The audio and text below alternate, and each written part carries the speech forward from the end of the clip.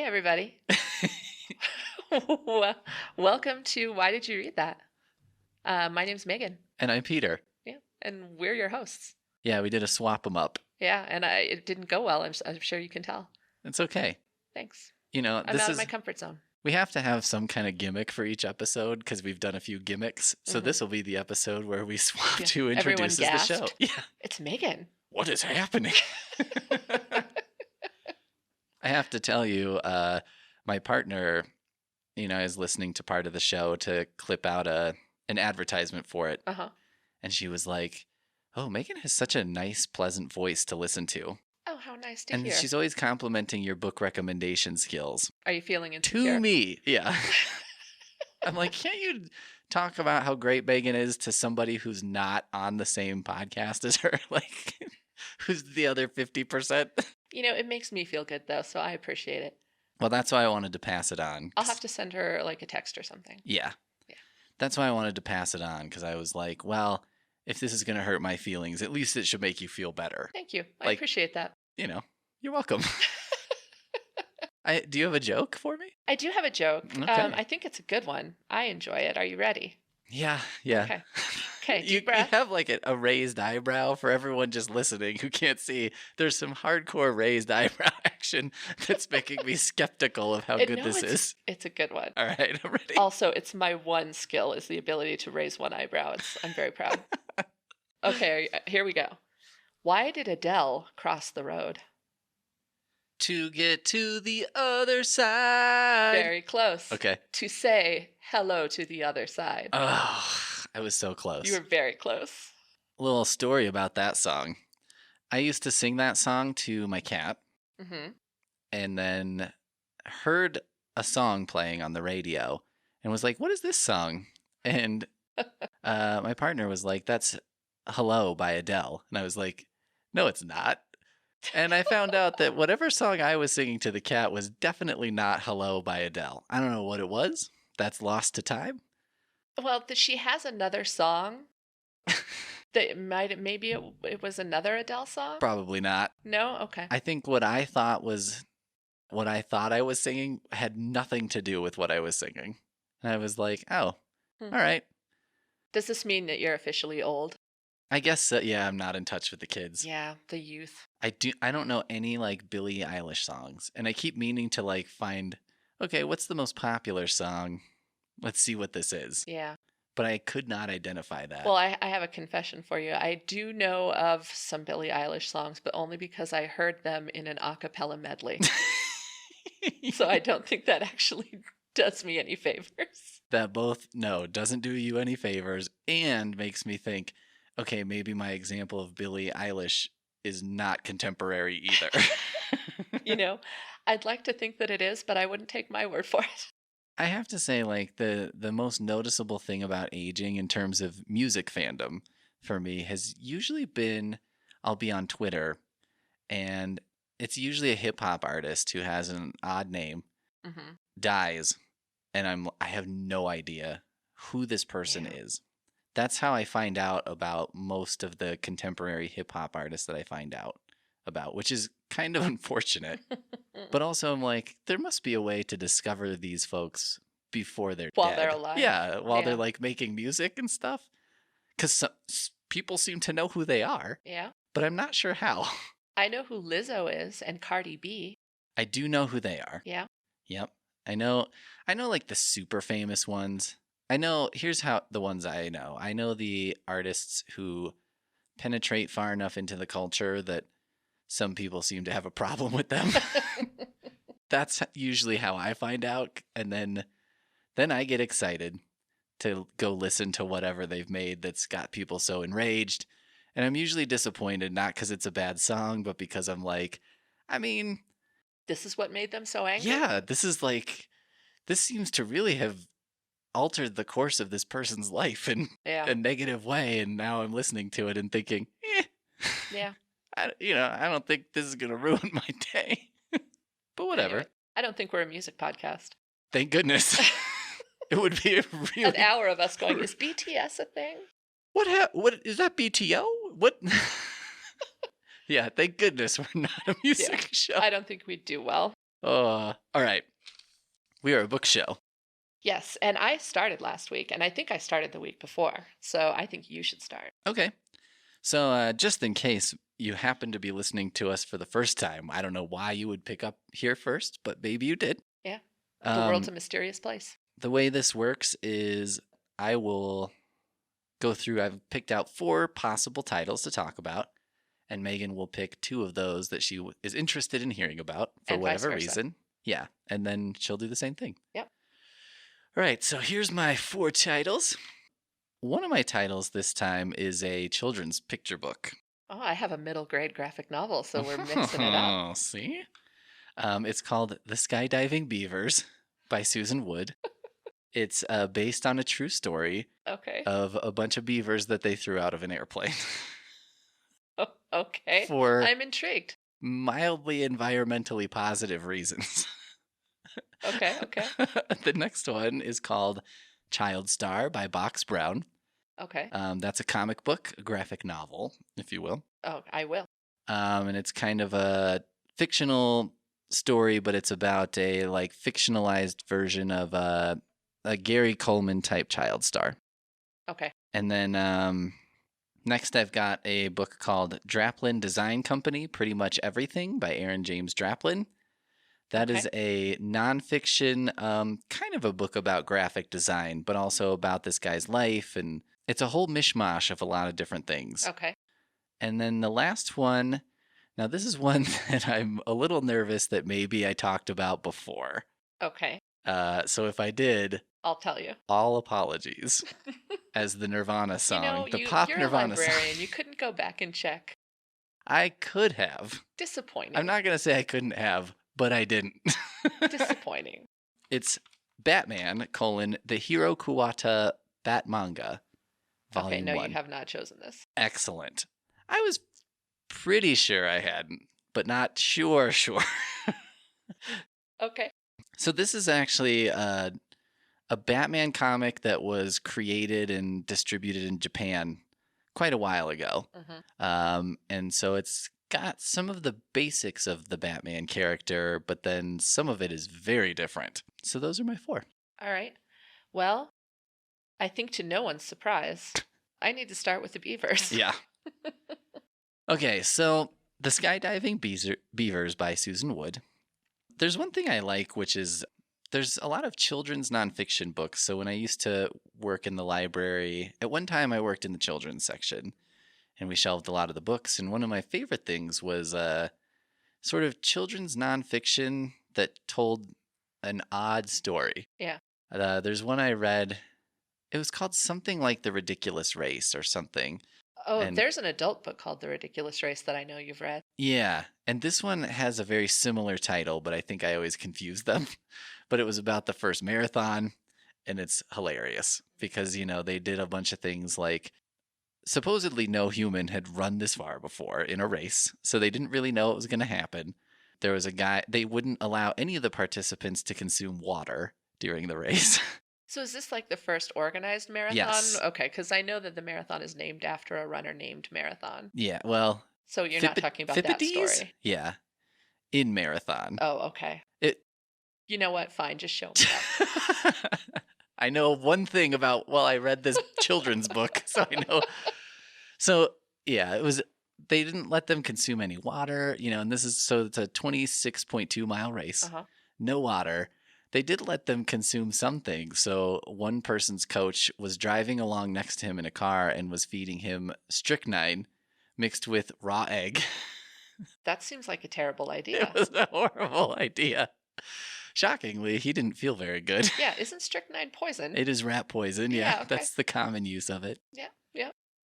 Just a bunch of great... There was a guy who got chased off course by dogs who happened to be around. It's just... The whole thing is just like, if you were 12 and decided to host a marathon. Okay. You'd be I'm like, having mental images of the Tour de France and that woman who held the sign out and took out the whole race. It's like that, except imagine every spectator is that clueless. Like, doesn't know what's happening. So anyway, The Skydiving Beavers is in this tradition of children's books that tell a bizarre true story. Okay. And what I like about them is you can get the whole story, and it's usually fairly quick, and there's not as much commentary about how bizarre it is. It kind of just throws the facts out there, and then you get to be like, wait, what? Plunges you right in the deep end. So in the late 40s or early 50s, there was a town in Idaho that a bunch of people moved to. I think it was kind of a post-war, I wouldn't say boom town, but like, suburban area. Okay. Lots of families moved there, da-da-da-da. Shortly after a lot of homes and things were built there, they discovered that they had a problem with beavers. The beavers were, among other things, cutting down trees that were falling on houses and across roads, and they were very industrious, as beavers are. Busy beavers. Yes. As and, they say. Destroying buildings and stuff like that. I guess for people who don't know, beavers are fun and cute, but when they collide with people, they're a pest. Mm-hmm. So this guy got an idea that instead of just getting rid of the beavers in a inhumane way, he somehow had access to a bunch of parachutes from World War II. And he was like, you know what we could do? We could relocate these beavers. And, first, the obvious questions are things like you couldn't drive them out there or whatever, but there were no roads to where he was going. There are no roads. Yeah. And then they just hitch a ride back. Right. Then he was like, we could have taken them by horseback, but I guess beavers don't do very well if they don't have access to water and it's warm. So they get overheated really quickly. It makes sense. Yeah, and it just doesn't go well. They're kind of built to be in cold water. Yep. He also claimed that beavers spook horses, which I don't know how you would discover that, but I'll take his word for it. Maybe he tried it and was like, this is not going to work. These guys are not getting along. So he came up with this idea. He got a bunch of these parachutes he, for whatever reason, had access to. And he developed a box that would spring open when it hit the ground. So it was like somehow the way the parachute was designed, it kept tension on the box and kept it from opening it until it hit the ground, and then the box would spring open. And so the idea was they could fly a plane full of beavers, drop them in this very remote area that is, well suited for their lifestyle. Sure. Trees as far as the eye can see. Yeah. So basically, that's the plan he came up with. And in order to test this out, he captured a large male beaver that he named Geronimo and repeatedly dropped Geronimo from the plane. This seems like child abuse. Not child abuse, animal abuse. Here's the weirdest part. There are differing accounts of how this went. One account is that, because both accounts agree on one thing, which is that Geronimo would get dropped from the box would open, he would come out, but then he would just go back in. And so one version of this is he didn't really mind. The other version of this is he was resigned to his fate of being dropped over and over. He was so traumatized that he couldn't even leave the box. He was just like, I don't know what to do. Yeah. They're just going to come get me and put me back in the box. I might as well just get in here. I don't know. I'm in a purgatory. Exactly. And I've just accepted my fate. So I don't know. I'm not being an expert remotely on beaver behavior, but also kind of assuming that none of these folks were either. Sure. It's hard to say which of these versions is more correct. Mm-hmm. So anyway, they dropped him several times to kind of, because they wanted to test out the box, because he wanted to make sure that A, the beaver wouldn't die. Right. And B, that when the box hit the ground, it would reliably open. So after they tested it several times and they were confident, they, over the course of several drops, dropped, I think, 89 beavers out in this area, and 88 of them made it. Oh, was it Geronimo? It was Geronimo made it. Oh, okay. There was one beaver who I guess the box opened on the way down, and the beaver exited early and didn't make it. But 88 out of 89 is pretty good for dropping a beaver out of a plane. I guess what's weird about it to me too is, on the one hand, it seems, oddly abusive and, obviously this is not what a beaver is naturally Right. inclined towards. Well, I feel like if it were done today, there would be some groups that would have a problem with it. I think so. Yeah. On the other hand, this would probably be in the burgeoning animal rights days. Right. They did not shoot the beavers. Exactly. Yeah. Because I'm sure that many times this happened. The beavers were trapped, killed, shot, exploded, Turned into hats. So on that front, there is a small pro-animal welfare element here. That's part of what makes it an interesting story, and the other one is obviously this is such an asinine plan, but it kind of worked. It makes me think of that Disney movie Operation Dumbo Drop. Yes. Yeah. Exactly. And so I guess apparently they also flew over the area in subsequent years and did see a lot of evidence of beaver activity in the area. So they assume they were survived and thrived in the area.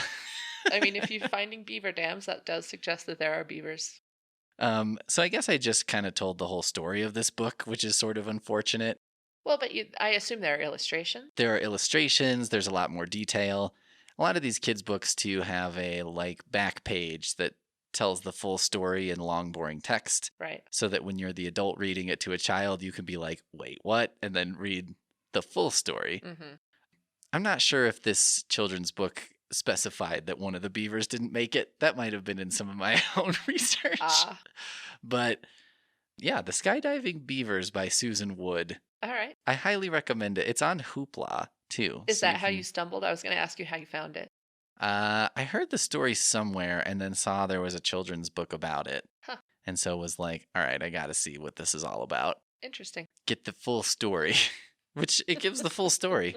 Yeah. Yeah, and the beavers are cute. The pictures are nice.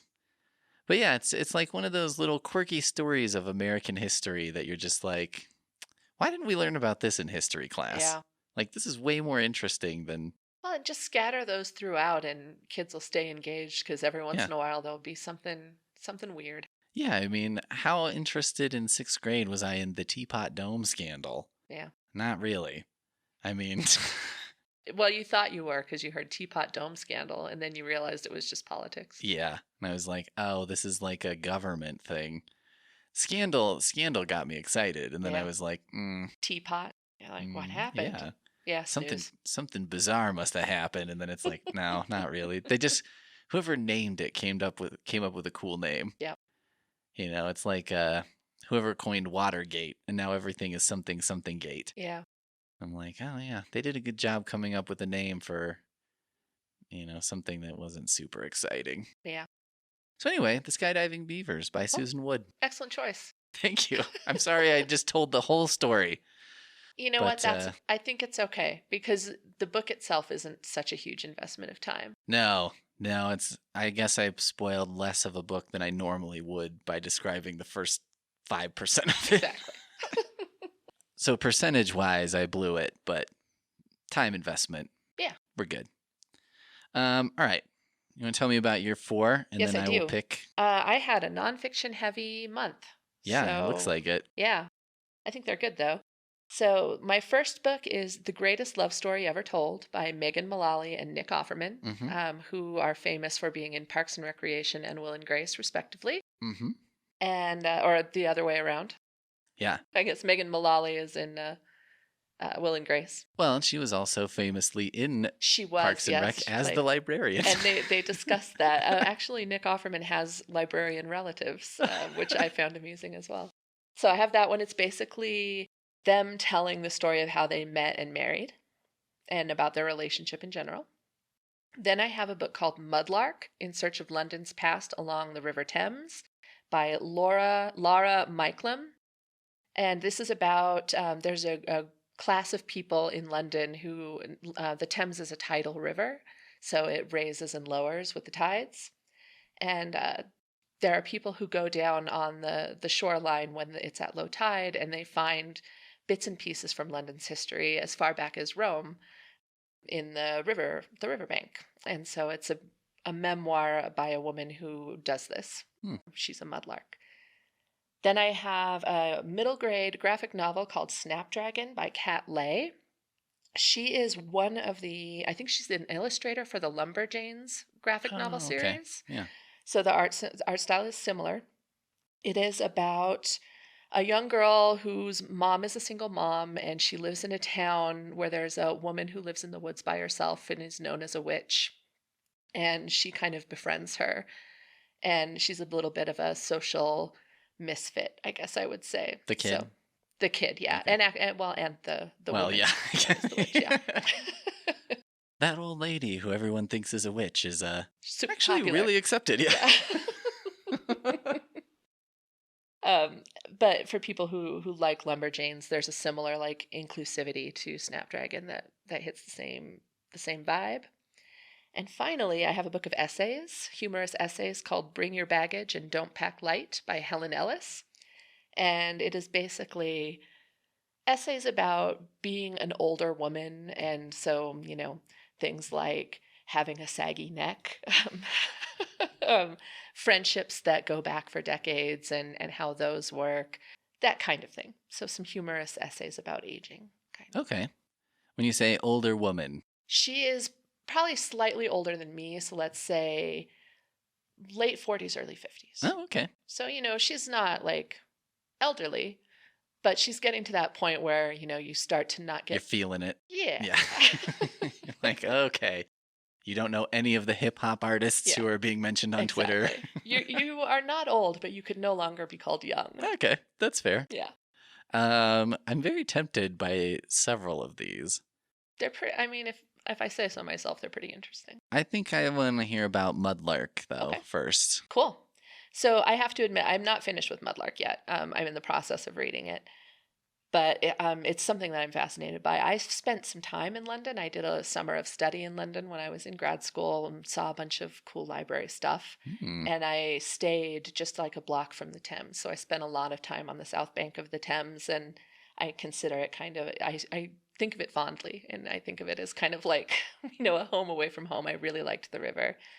And there were a lot, I would see people down there. There's some areas that are sand, and they would build like little sand couches and hang out at low tide. And I would see people wandering around looking for stuff. So I would see the Mudlarks.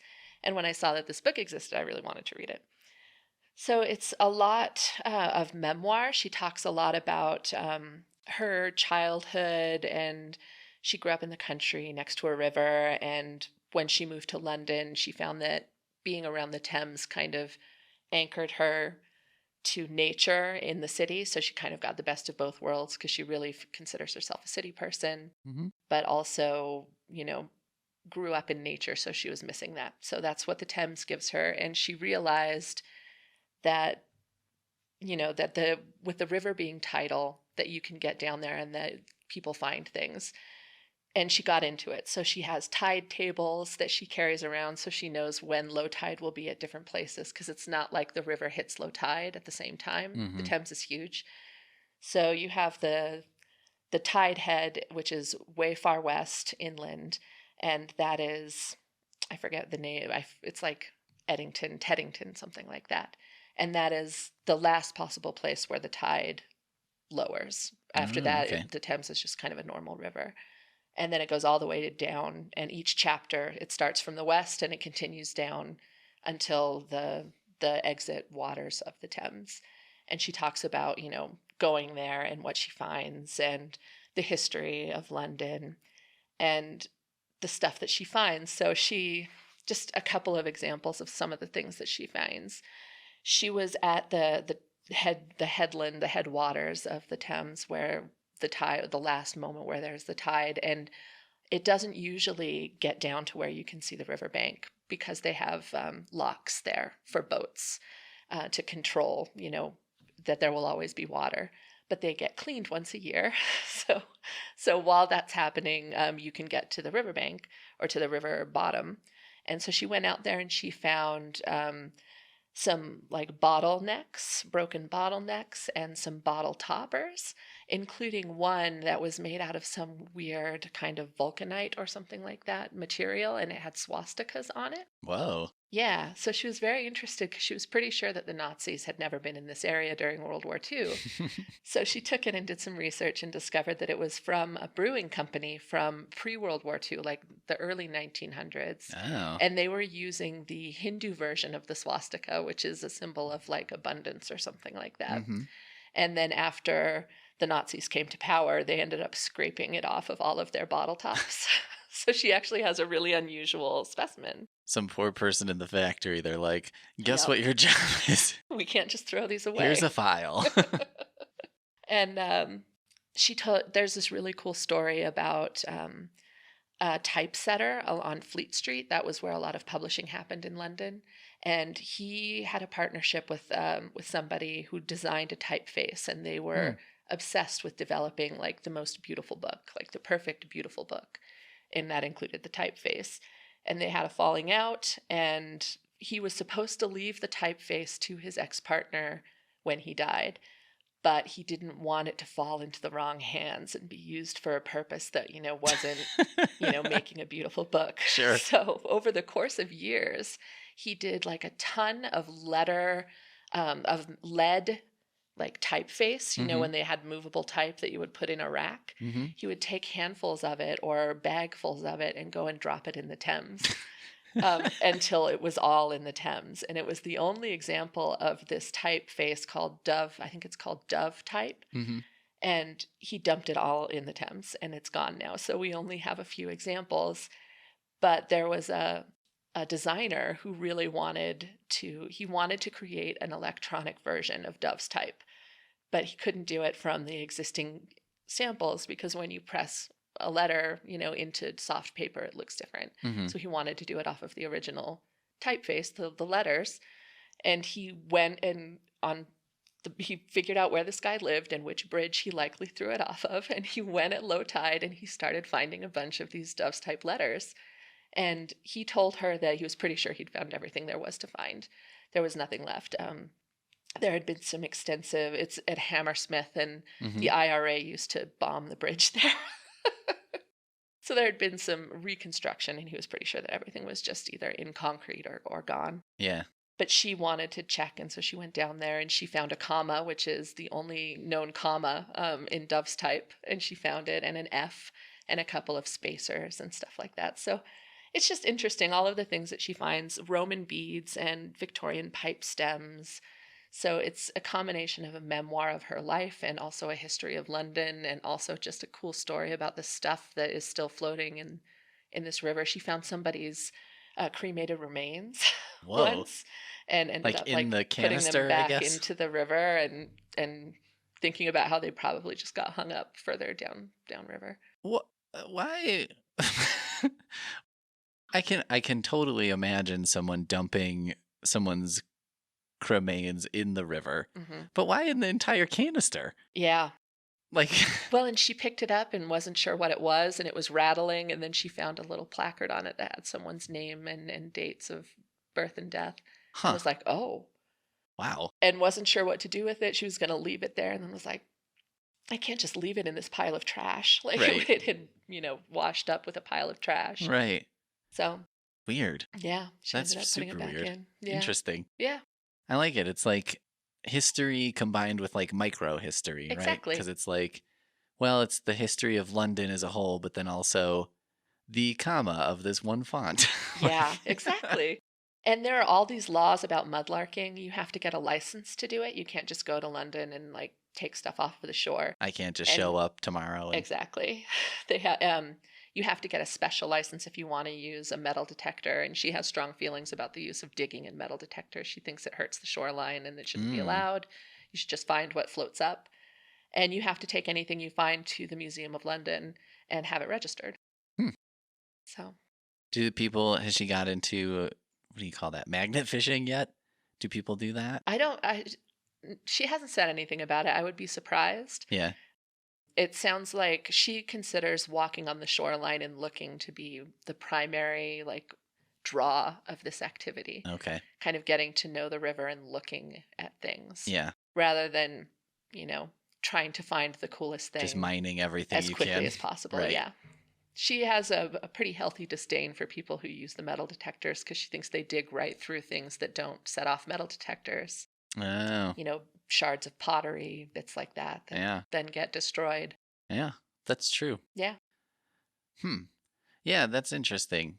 I guess it's funny because it's like one of those projects, right, where you're like, well, it's a thing you can do, but also part of it's like a journey, not destination project. Right. So it's like, yeah, if we just like did this as quickly as we could, it kind of defeats the point. Mm-hmm. That's cool. Yeah.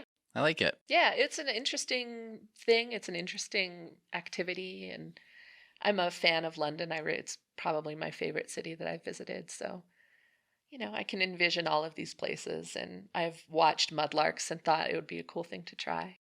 I just like to, it's just in the few things that you listed, it's like 2 semi-spite based projects, Yeah. which I thoroughly enjoy.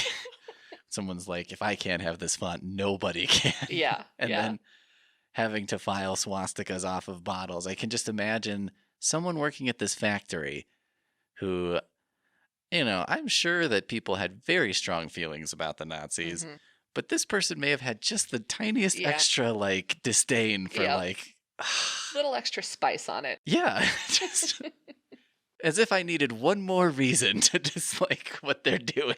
Well, and for anyone who's curious about Dove's type, the title on the cover of the book is in Dove's type. Oh, and okay. every chapter title and epigraph is in Dove's type. What do you think of Dove's type? I think it has a serif. Yeah. As you know, I have strong feelings about serifs. Yes. So I like that. Apart from that, I think it's nice, but I'm not an expert in fonts. Yeah. So it is definitely a font that I would use, Yeah. but I can't like expound on it in any like further. It's got to be detail. one of those things of like, because now it's like easy to make a font. Mm-hmm. It's not easy to make a good font, I've discovered, but it's easy to make one. But back then it was such a chore. Yeah. I mean, you had to like physically carve the font. Exactly. Yeah, in a lead block. Yeah, and you would have to be like, okay, well, if the M looks like this, Mm-hmm. what does the L look like? Well, and what I've gathered is that they have all of the letters. They've managed to find an example of all of the letters and most of the numbers, not a lot of punctuation. But the designer who got obsessed with Dove's type, he has created an electronic version. So you can now download, which I find funny because this guy was like, I'm relegating it to the river and no one will ever be able to use it again. And now you can download it on your computer. And he designed an @ symbol so that it will be a modern, up-to-date font. Oh, wow. Yeah, I guess this guy who dumped it in the river may have ironically gone the other way with it. Because who knows, maybe no one would have cared if it just been around. She learned about Dove's type because she found one of those little typeface blocks in the riverbed of the Thames and was showing it to some fellow mudlarkers. And they were like, is it Dove's type? And she was like, what? And did some research and was like, oh, it's like this mystery. And I guess now there's a second type that's similar. Somebody dumped their whole typeface into the river. So there's a second type that people are interested in now. The Dove's type is kind of complete. This makes me think that what I need to do is design a typeface and then dump it in the river. Sadly, I don't think people put them in lead blocks anymore. That's true. Maybe if I could, well, maybe I'll do my version and just dump it in like the lake at Sanborn. There you go. Park, and then people will be like, what's this trash? What's this ancient typeface? Yeah, what's this garbage? I mean, as a typeface, it's a 4 out of 10, but it was a fun mystery while it lasted. Yeah. Are you aware that that's where the uppercase and lowercase terminology came from?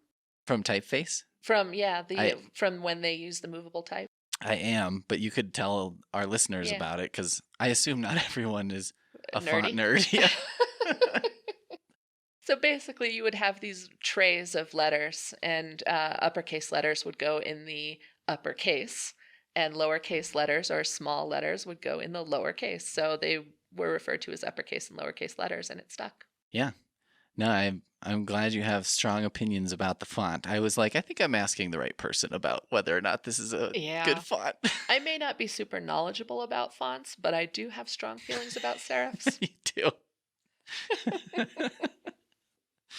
All right, so that's Mudlark. Mudlark by Lara Maiklam. Excellent. All right, should I quickly remind you? Please do. I didn't write anything down. Child Star by Box Brown. That's the graphic novel about a fictional child star. Okay. Draplin Design Company, Pretty Much Everything by Aaron James Draplin. That's a book about graphic design, kind of. Okay. And then Batman, the Hero Kuwata Batmanga, Volume 1. That's a Batman in Japan. Okay. Is it actually Batman?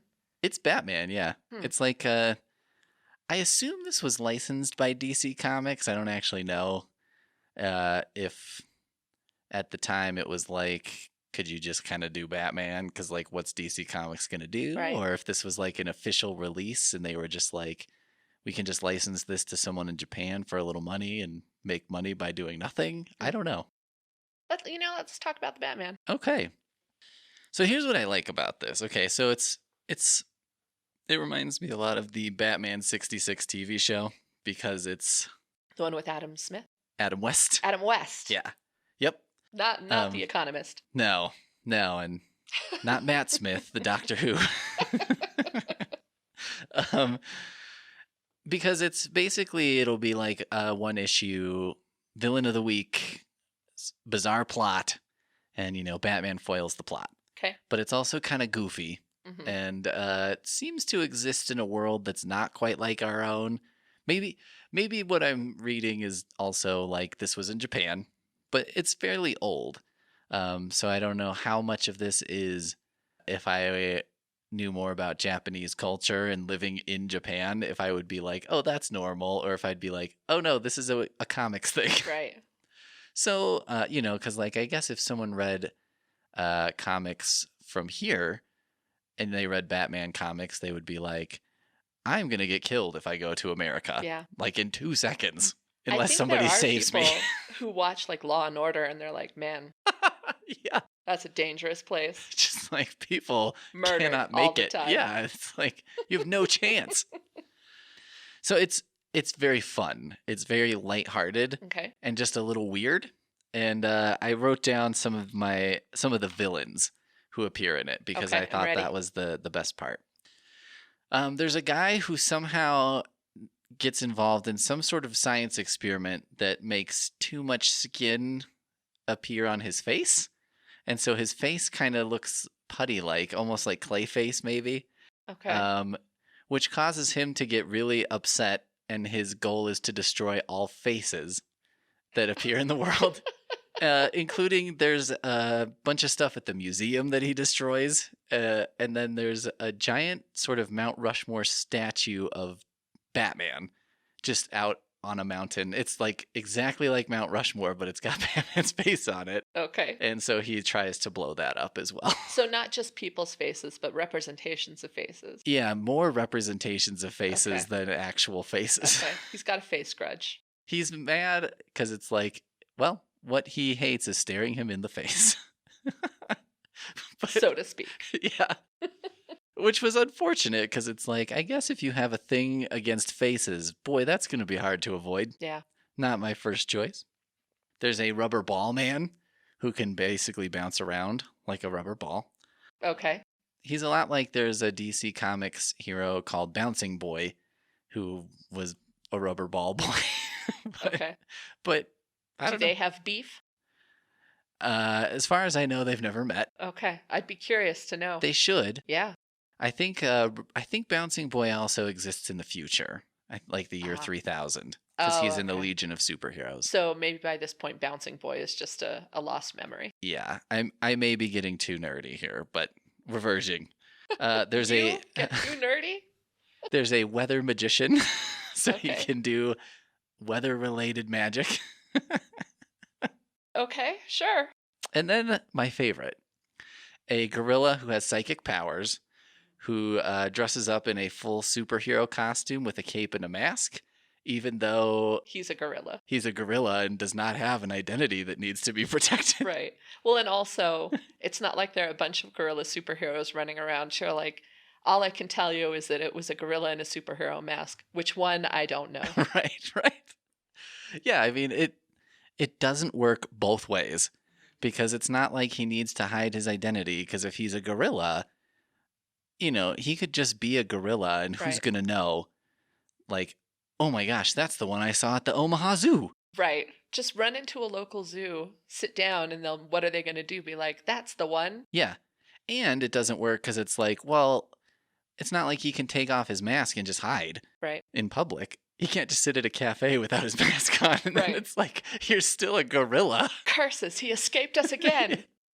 Well, we can't bother this clearly innocent gorilla who's just waiting for the bus. Sorry, sir. Have you seen a gorilla around here who's not you? Which is also funny because DC Comics has a rich history of gorillas in comics. The story goes, one time, I think it was around the time King Kong came out, they had a gorilla on the cover of a Superman book, and it sold like 3 times as much as any other book. Wow. Maybe because of that, but maybe not. So at that point, somebody working at DC was like, we need to put gorillas in all of our books. So we've unlocked the code. So if you read DC Comics from that era, everybody's fighting a gorilla at some point. They go to islands where there are a bunch of gorillas. This is where Gorilla Grodd came from. He's probably the most famous gorilla character. I don't know. He gets like psychic slash superpowers from, I think, a meteor that lands on Earth. Okay. There's a very famous and hilarious, there's the TV show, what is it called? There's a DC Comics superhero team show that's like with Flash and Green Lantern and all of those. Yeah. I'll come up with it. Is it Justice something? It might be Justice something. Justice Legion, Justice. It could be called just that. Anyway, I'm sure a bunch of people know what I'm talking about. They're yelling at us. There's a hilarious episode of that where Gorilla Grodd travels back in time to kill a young Barack Obama. And so there's like a 30-second... What is it with you and comic books featuring Barack Obama? So you can watch like a 30-second clip where there's a like young student studying in his dorm room. A gorilla bursts in and says, Barack Obama, I've come here to kill you. And I saw this and was like, this is like some just guy made this, right? Like this isn't a legitimate show. 100%. It's a real show. Anyway, there's also, I think my personal favorite, he's not a gorilla, but he's an ape, is Detective Chimp, who is a super smart chimp who runs his own detective agency.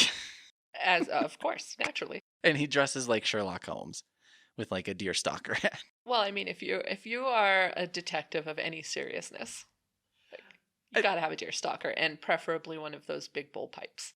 I think my favorite thing about him is he's just known as Detective Chimp. Because it's like, that'd be like if Sherlock Holmes was Detective Guy. Anyway, so the Batman comic is just, it's a ton of fun.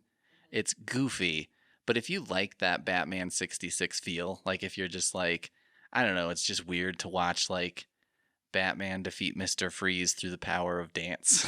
Right. Or Boffo on the screen all the time. Yeah. Yeah. Or my personal favorite episode where Batman runs for mayor because he's running against the Penguin because he's worried the Penguin will become the mayor because he's doing a semi-successful campaign. Except then Batman has trouble in the debate because he refuses to kiss babies because he says it spreads germs. And then you see... You know what? That actually plays well in today's world. I mean, yeah, maybe he's ahead of his time.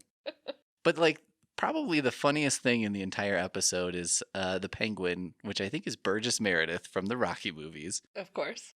You know, like leaning in to kiss a baby in a carriage with a cigarette in his mouth. And you're just like, what is going on? And this is what's going to defeat Batman's Yes. run. Yeah, okay. And this is why people love him, because he is doing that. Right. Sure. This penguin man mobster kissing a baby with a lit cigarette in his mouth. And you're just like, what is happening? So it's the dream. If that's your vibe, Batman, the Hero Kuwata Batmanga is your jam. Cool. All right. There we go. Let's see. Would you like a reminder? Sure, yeah. All right, so we've got The Greatest Love Story Ever Told by Megan Mullally and Nick Offerman. We've got Snapdragon by Kat Leyh, which is the middle grade graphic novel. And we've got the essays Bring Your Baggage and Don't Pack Light by Helen Ellis. This is tough because I'm tempted by all of them. to be honest. I wish you'd brought something crappier. Well, So that would at least give me one to throw out immediately. keep dreaming. All right, maybe I'll throw out comics just because I just talked about comics so much. Fair enough. And maybe the one comics nerd who listens to this is like, all right, enough. I'm going to go with the book of essays. Okay. Because I do like a humorous essay. Okay. I'm a little surprised. I know. But I'll take it. I am too. So Helen Ellis is a humorist. This is a recent development. I think she would describe herself for most of her life as a housewife. Her first book was actually called American Housewife. It was a book of short stories, also funny. She's got quite a sense of humor. I think she is what she would describe herself as a character. There is actually an essay in this book about the difference between like a drunk and a character. And the character is the one that you invite to your parties. She's the one who, drinks but still keeps control of herself and has something exciting like grandma's wooden dentures in her purse. So that's the kind of anecdote that you'll get in this book. A lot of these have as like a running theme, aging or getting older, both the positives and the negatives.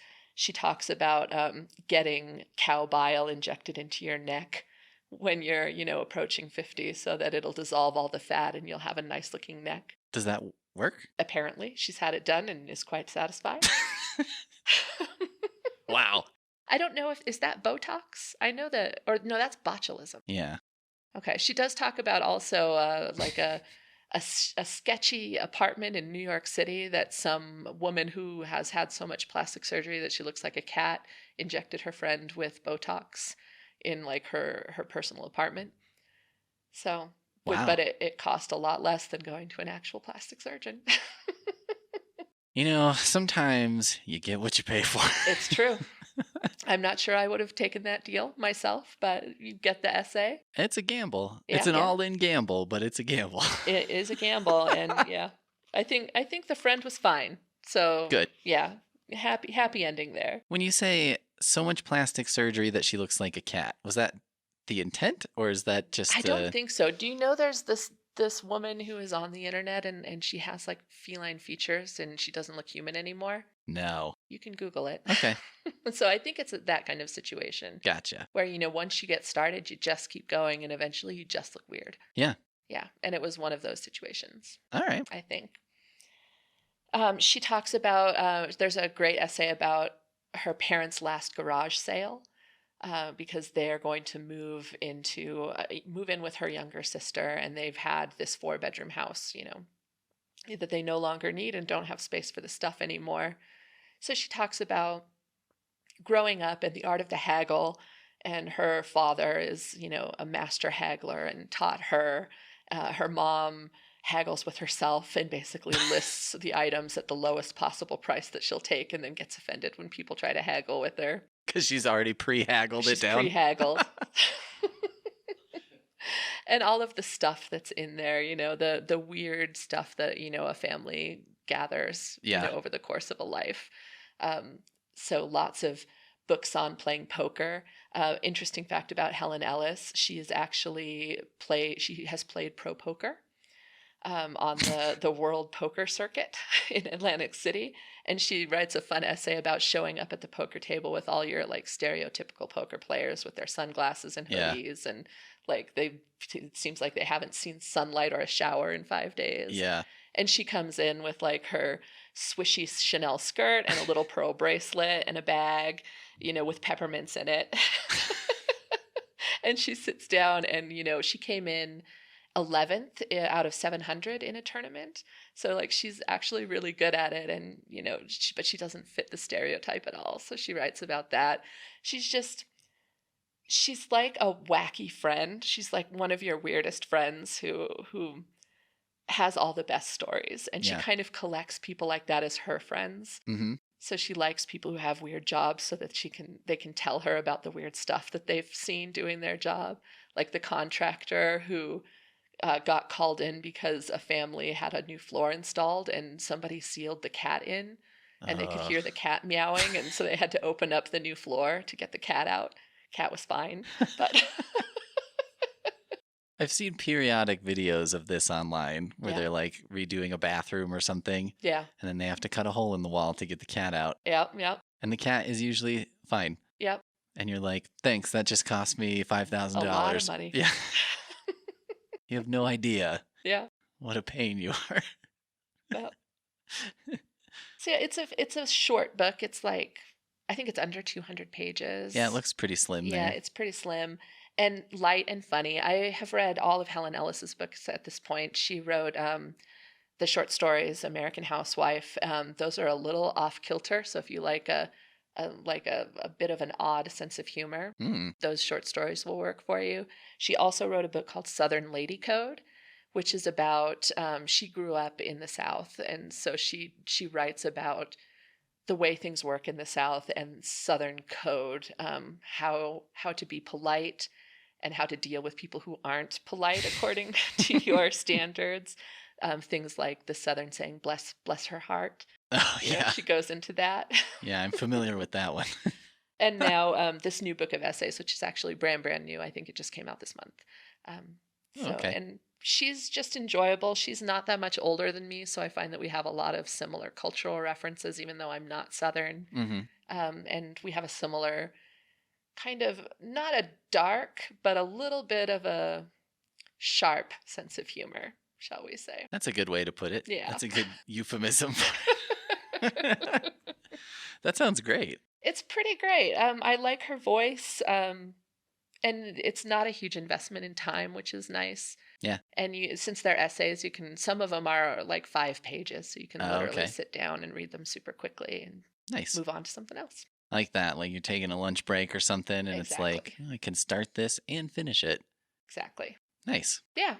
Would you say that this is if you were ranking the books of hers that you've read? They're all so different. Yeah. I would say decide whether you want fiction or non. Yeah. If you want fiction, I'd go for the short stories. Her voice is pretty similar through all of them. I will say the short stories, there's this great short story about being on like an American Pickers style show. And it's like a competition and they team up and go to all of these flea markets and fix stuff up. That is really stuck in my head. I think it's worth reading just for that. I also really like Southern Lady Code. There's a really great essay in there about she got into like a battle of wills with a neighbor. They shared, so it's New York City apartments, and the elevator opened into like a little vestibule that they shared, and they got into a standoff about decorating it. Oh, good Lord. So she wrote about that. Just funny, like slice of life stuff. She's got a unique point of view and a unique voice. She's Southern, but has lived most of her adult life in New York City. So I don't know. I just like her. She's weird in a way that I enjoy. That sounds like the perfect thing for neighbors to get in a little scuffle over. Yeah. And it got real. This is like, New York apartments are not a joke. Like if you get a good New York apartment, you'll fight tooth and claw to keep it. So. Yeah. But yeah, it's one of those things I can totally see myself being like 3 months into this embittered battle and thinking like, last year I didn't even care about this. And now it's consuming me. Yeah. Like I don't care what happens. This is it for me. Yep. Whatever it takes. Yep. Decorating this little hallway is now the most important issue in my life. Yep. I will curse this person's name for the rest rest of my days, or the rest of their days, whichever comes first. Yeah. And I have my preferences. That sounds great. It is great. Helen Ellis, I think she's got a following, but I think essays are always a little bit under the radar. So yeah. They always essays and short stories, I think, are always a little bit tougher sell. Yeah. Maybe we should do that sometime. Yeah. I don't even think about that. you know well, I don't read a whole lot of short stories, but I do enjoy an essay. Yeah. It's a good idea. Good idea, Megan. Thank you. For us, for our own thing. I'm glad that I could guide us down this path totally on purpose. Yeah, 100%. Yep. And also burn one of the titles that I would have loved to use for that theme. I'll just I'll be like, this is a book by Helen Ellis. I don't know if I've talked about it before. Helen Ellis, tell me more. Yeah. She's pretty cool. Very elderly, very She's not elderly. Excuse me. You said she... She's like late 40s, early 50s. That is, I'm how giving dare you a you? hard time. See, now, Giving you a hard time. Watch out, sir. All the smack talk from the last one happened off mic. So I just wanted to bring it a little bit into this world. Well, beware, because people are going to like me and not you. Yeah, and if Helen Ellis is listening, I apologize. I had to use you to burn my friend. You're a casualty of war. You know, if you hadn't done that, I'd say that you'd probably be her kind of person. You know, a character. But now I think she's going to hold a grudge. She'd be like, and me God along bless with him. her. I'll be like, let's go over here, Helen Ellis, and be in the cool kids corner and leave him over there. Well, I do have a little upstairs stupid vestibule space. Yeah. Not could sure what use, to do with it. Yeah, I don't know what to do with Yeah. it. Seems like a lot of modern homes and condos and stuff have. There's like, you go up the stairs and there's kind of a landing there. Yeah. And I don't know what to do with it. I have no idea. I put a wide table, like a console table, and that's where I put my keys and, you know, my mail and all of that stuff. When I come in the door, I go up the stairs and put all my stuff there. So here's what's weird. Ours is up. So you come in, there's the main floor, and then upstairs is the 2 bedrooms. Okay. So it's not, I don't go by it necessarily when I get home. Yeah, it's in an extra weird spot. And I keep thinking, I'm like, we just need to either get something practical here, but I can't think of anything. So now I'm leaning towards getting something stupid. Bookshelf? Yeah, bookshelf would work. But everyone can always use more book storage. That's true. But I keep thinking, like, maybe I need to build like a mini skee ball machine, because that would be intensely stupid to have here. I think that you should talk to the other person who lives in this residence with you, as I have a feeling I know her response. Well, maybe I can start a vestibule war. If that's how you want to burn your life down, you go for it. Or maybe, I'm a fan of Halloween, so maybe vestibule can be 365 Halloween. And then... See, I'm a Halloween fan, so you're winning me over. I can tell from your expression, you're like, I like this idea, but I don't think most people will. Yeah. Accurate. Monthly seasonal display space, maybe? Could be. Yeah. Yeah, and I could do the Halloween, and then she can do the rest of the year. Yeah. Because you just don't care. Yeah. I'm like, I don't know. What's summer? A bunch of corn or something? Dried beach balls, corn seashells? stuff. I don't know. Yeah. Beach towels. Sand. Just put a bag of sand up there. Picture of waves. Sunscreen. Ooh, maybe like one of those Magic Eye posters. A really big one. Go up there. I've never gotten one of those to work. On an easel. I mastered the art of those in middle school because I was that bored. Okay. Should we quickly go over our ones we talked about and ones we didn't talk about? Yes, let's do that. You go first. So at first I talked about the Skydiving Beavers by Susan Wood. I think I covered that. And then Batman, the Hero Kuwata Batmanga. So it's spelled Jirokuwata. And we'll put this in the notes. Yeah. So don't get into a car accident if you're driving to write this down. No, please don't. Please don't. I enjoyed the Batmanga, but not that much. Nothing worth wrecking over. Then the other one was Child Star by Box Brown. So it's a fictional story about a child actor and, kind of follows him through his life. It's almost like a made-up 2020 documentary style. Okay. So it's like his co-stars and his parents and a bunch of other people are interviewed and they kind of put his life together. It's interesting. Okay. It was a good read. And then Draplin Design Co., Pretty Much Everything by Aaron James Draplin. So he's a big graphic designer. Probably his most famous thing is he designed those little notebooks, Field Notes, if you know those. He designed that. He designed the fonts for it. He also did a very famous piece for when they retired the space shuttle program. So if you look up like Draplin Space Shuttle, you'll see the graphic and it's probably recognizable. Okay. But he designs a bunch of graphic stuff and then he makes a lot of little, like pencils and weird things like that. He's just a very interesting guy. He comes from a very blue collar background and then has sort of brought a lot of stuff back into the design world that comes from like things they would give to farmers back in the day, like little that's where field notes came from, because they used to do what they called seed notebooks. Mm-hmm. So a seed company would give you a little notebook to use, and little pencils, just weird stuff like that. Okay. So this is his book is kind of a collection of a lot of that stuff, and then a lot of his projects, and then the layout of the book is really interesting. And he's got a section about his dog and his dad and his wife, partner, whatever. Okay. Yeah, and just a lot of little stories about how he learned to graphic design, but then just things he really likes and then things he doesn't like, and it's very fun, and you can feel how enthusiastic he is about this stuff. Mm-hmm. And it's infectious. Yeah. So even if you're not like really into graphic design, it's very readable, and it's just kind of fun. Yeah. Yeah, that's the thing that I enjoy, listening to people who really love something talk about the thing they really love. He's definitely enjoys it. Yeah. He's definitely a fan of his own, field. Okay. Yeah, it's very cool. Cool.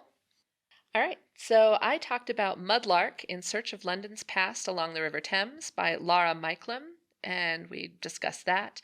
I'll also Bring Your Baggage and Don't Pack Light, which is a book of essays by Helen Ellis.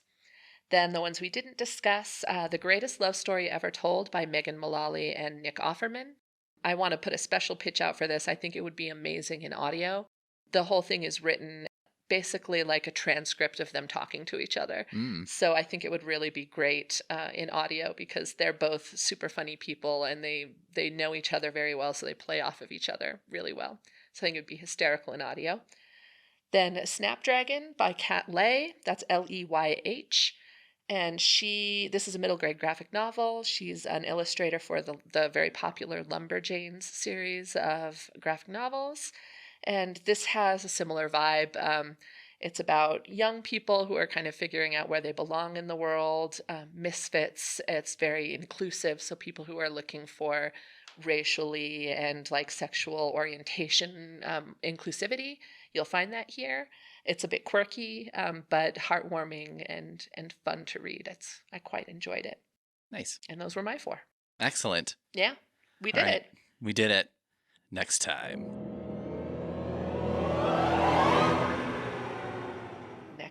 Horror. The horror. In preparation for October. Yeah, we want to get you those titles early. Yeah. So hopefully you can hear about some of them and then actually get to them in October. Yeah. So get excited. Yeah, we're both big fans of the scary stories, so we'll have some good ones for you. I'm confident. All right. Well, this is Peter crumpling his notes. Wow. And signing off. Thanks for listening to us for a while, everybody. This is Megan.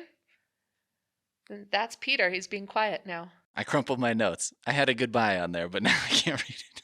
All right. Well, goodbye, everybody. Bye. What the heck, man? Heck, man. Heck, man. Heck, man. Heck, man. Heck, man. Heck, man.